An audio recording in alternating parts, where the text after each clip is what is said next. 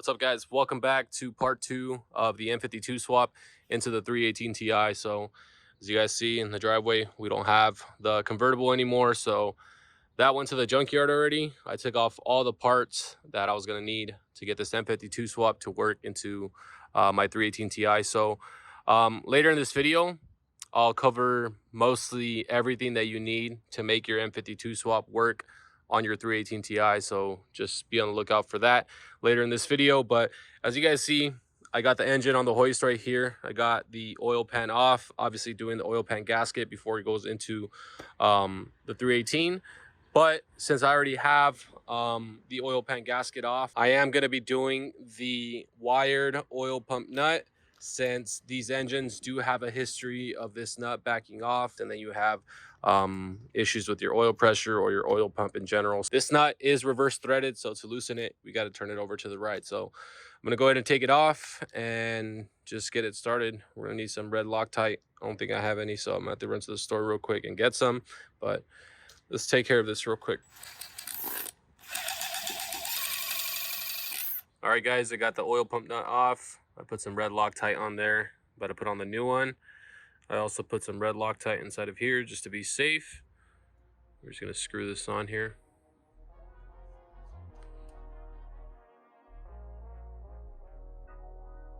My torque wrench doesn't torque over to the left-hand side, so I'm not going to be able to use it. So I'm just going to do it by hand, and just tight enough will actually work for me. So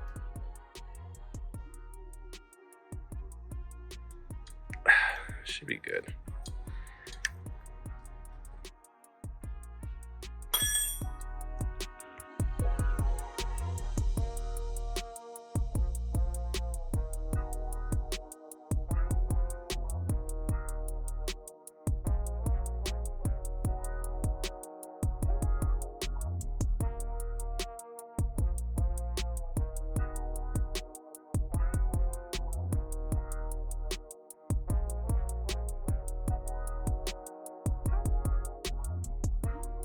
There it is. I got the oil pan back on with the fresh gasket.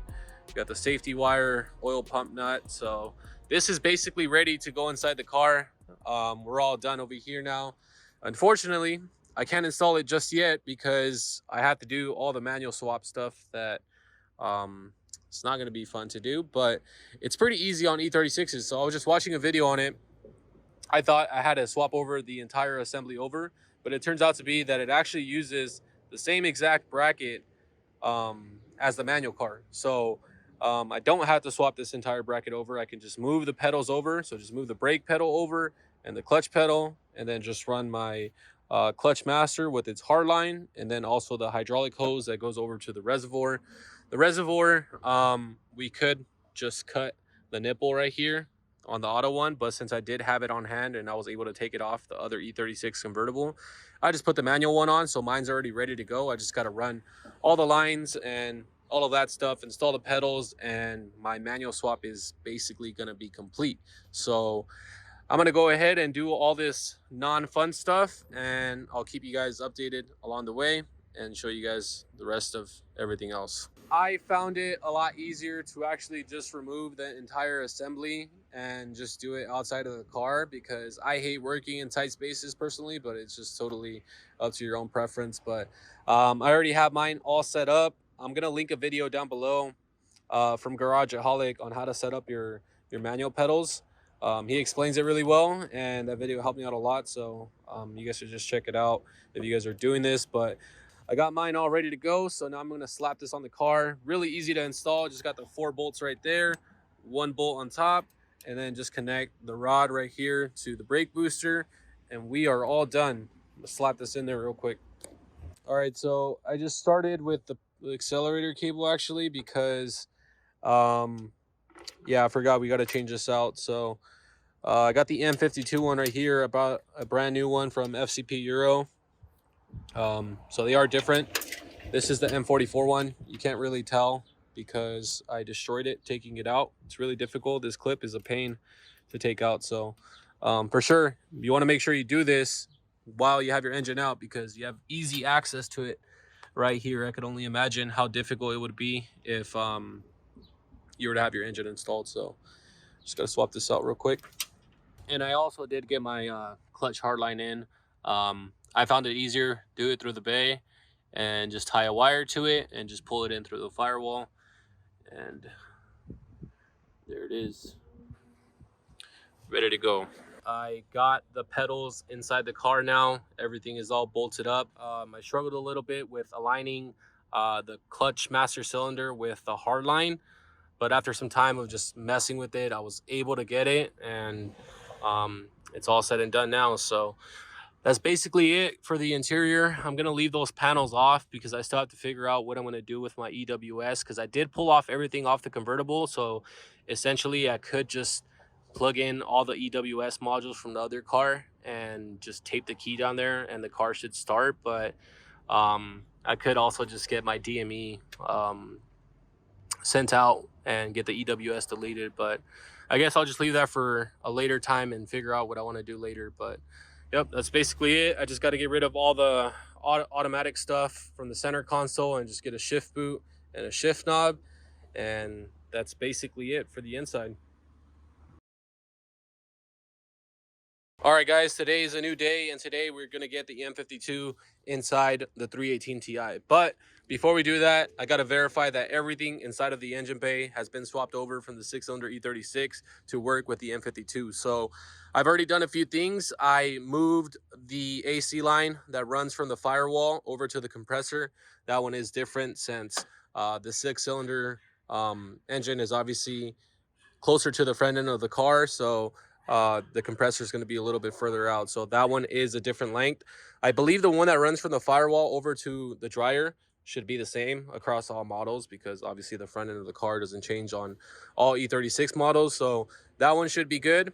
I already got the 6-cylinder sway bar installed. You're going to want to swap that over. The 4-cylinder one will hit the oil pan on the M52. So that's got to be changed over. I also moved over the power steering lines. They all just have different orientations and positions. So the hardline one goes over to the reservoir, and then this upper one goes over to the power steering pump.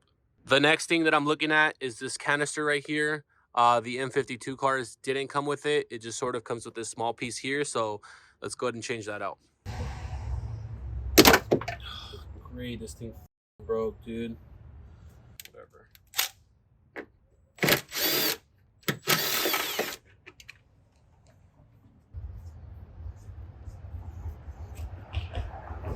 This blue hose has that connector and it goes directly into here, but since it broke, I'm just gonna have to use this, and hopefully I can get it in. Should be good. You know what? I might need to cut this as well. This can go in here. Should be good. All right, so next I'm gonna do the AC line. This AC line that comes out of the condenser, I believe, is a little bit longer since the compressor of the 4-cylinder obviously sits a lot further back. This hose should be a lot smaller, so I do have that one, and we'll get that changed over. The condenser, I believe, is the same. People say to swap it out, but I was looking at the part numbers and they're exactly the same, so I don't really want to go through the hassle of removing the condenser if I don't have to. But I do have it if I do have to change it out for whatever reason. I know that we do have to get the fan, but that's going to be one of the last things that we have to do. I believe it has a polar fan. The 328s have a polar fan that goes in the front. So obviously we do have to add that for cooling purposes, but that's going to be for later. However, I did want to show you guys this, because there is differences with the fuel system stuff. So this is basically everything after the fuel filter, which goes underneath the driver's side right there. The 318 Ti doesn't have it, and we do have to move it over. As you guys see, it has an inline fuel pressure regulator with a sensor on it as well.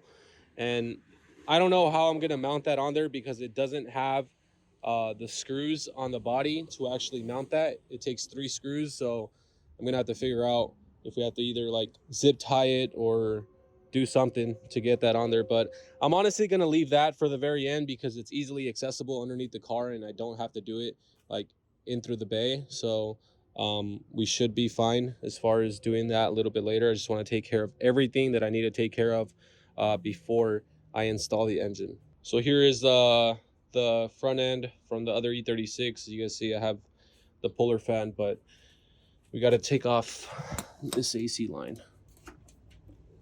You see it's a little bit shorter, I can already tell. So this, take this plastic off.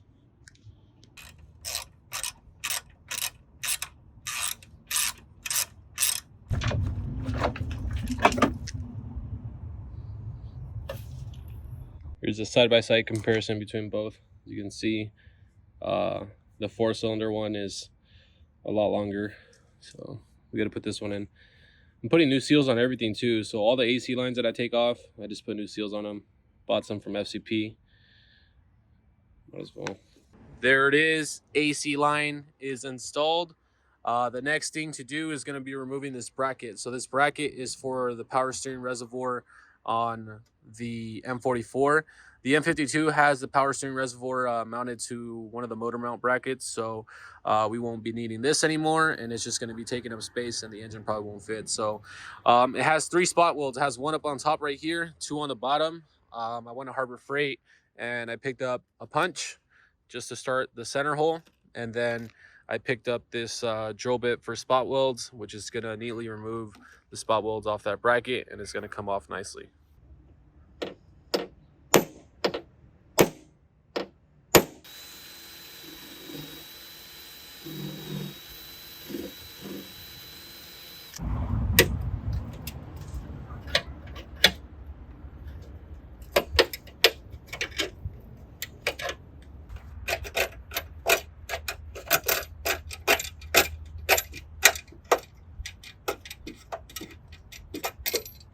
All right, so another difference between the TI and M52 cars.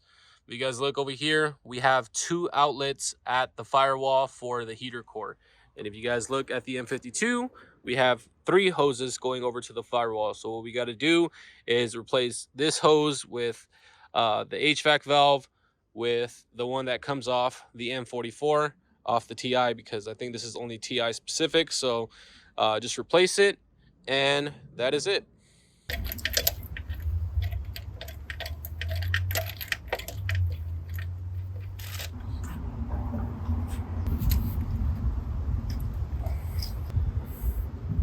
All right, so that's basically it. Engine and transmission is ready to go inside the car. I'm gonna try my best to not take off the front end. I think it's possible. I think people do it on E30s with like M50s and M52s. So let's see if I can get it in. I have it jacked up pretty high, and I think if I just get it at a nice steep angle, I should be able to get it in. So let's see.